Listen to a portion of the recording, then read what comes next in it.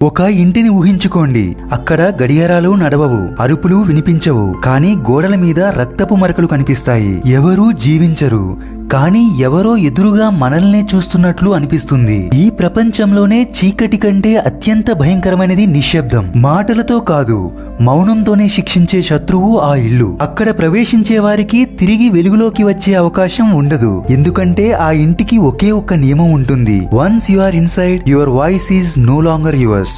ఇది ఓ ఇంటి కథ కాదు, ఇది ఓ శపించబడిన ఆత్మల ఆలయం. ఇది ద హౌస్ ఆఫ్ సైలెన్స్. అది 1986 అమెరికా పిట్స్బర్గ్ నగరానికి దగ్గరగా అడవులతో నిండి ఉన్న ఒక చోట ఒక ఇంటిని కొనుగోలు చేశాడు జేమ్స్ అనే వ్యక్తి.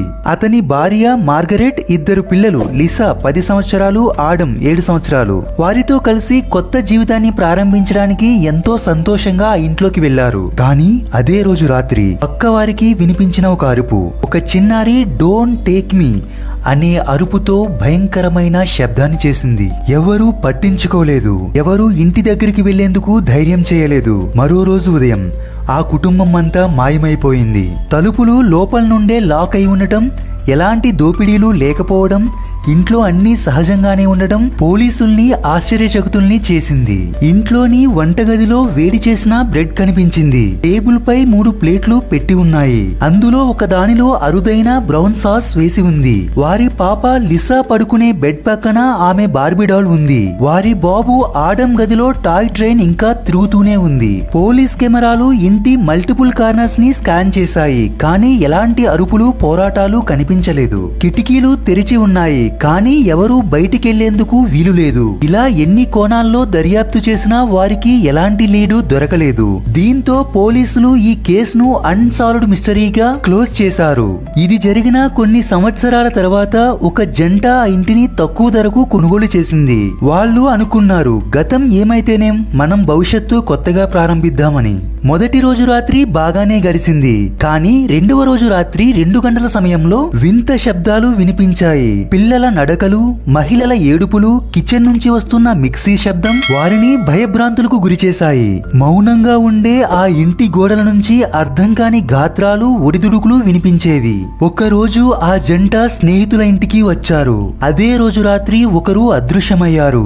ఆయన శరీరం తరువాత వెనకాల ఉన్న ఓ గదిలో బొగ్గులా కాలిపోయిన స్థితిలో కనిపించింది. 10 సంవత్సరాల తర్వాత జార్జ్ అనే వృద్ధుడు ఆ ఇంటిని కొనుగోలు చేశాడు. మొదటి రోజు నుంచే ఆయనను విచిత్రమైన అనుభూతులు చుట్టుముట్టాయి. రాత్రి 3 గంటల సమయంలో పియానో కీస్ నెమ్మదిగా మోగటం, బాత్రూమ్ నుండి నీటి శబ్దాలు రావటం, అంతేకాకుండా ఆడమ్ అనే పిల్లవాడి నామం గోడపై రక్తం రంగులో రాసి ఉండటం. ఇదంతా చూసిన జార్జ్ తన మానసిక స్థితిని కోల్పోయాడు.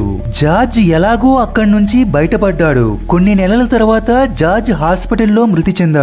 మృతి చెందే ముందుగా తన చివరి మాటలు ఇలా రాసుకున్నాడు: she watches behind the mirror, she never left. 2015లో యూట్యూబ్ జంట ఒకటి దెయ్యాల వీడియో కోసం ఆ ఇంటికి వెళ్ళింది. వాళ్ళు లైవ్ స్ట్రీమింగ్ ప్రారంభించారు.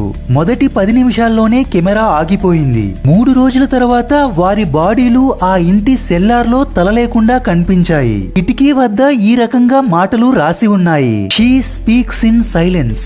అసలు ఏం జరిగిందో తెలుసుకోవడానికి స్థానిక చరిత్రను పరిశీలించినప్పుడు దారుణమైన నిజాలు బయటపడ్డాయి. 1942లో అక్కడ ఒక గోప్యమైన మానసిక ఆసుపత్రి ఉండేది. దాని పేరు సిల్వర్ హాలో ఫెసిలిటీ.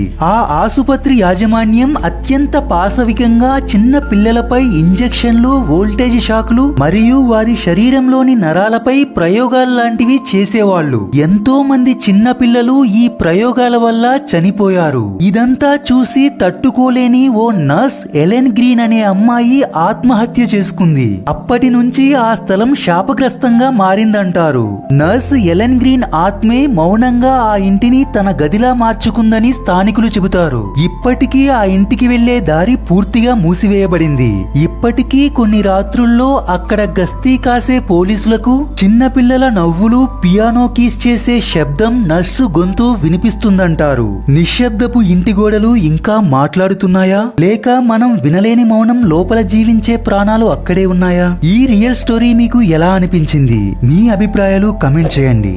ఇలాంటి మరెన్నో మిస్టీరియస్ రియల్ స్టోరీస్ కోసం మోహిత్ మీడియా ఛానల్ ను సబ్స్క్రైబ్ చేయండి. Thanks for watching.